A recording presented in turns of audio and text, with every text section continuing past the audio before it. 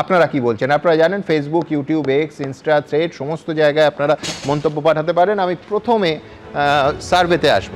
রামনবমীতে হিংসায় উস্কানির দায়ে গ্রেফতার তৃণমূল সাংসদের স্বামী। ধর্মীয় অশান্তি রুখতে নতুন সরকারের কড়া পদক্ষেপে কি কাজ হবে বলে মনে হয় আপনার?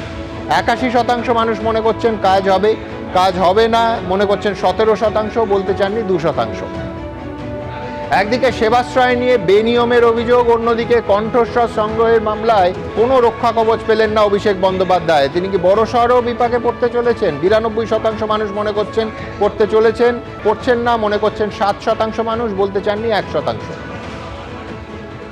মুখ্যমন্ত্রীর হুঁশিয়ারির পরদিনই গ্রেফতার হুমায়ুন কবিরের সভার 3 উদ্যোক্তা। জোড়া নোটিশ বিধায়ককে। এবার কি আরও কঠোর আইনি পদক্ষেপের মুখে পড়তে চলেছেন হুমায়ুন?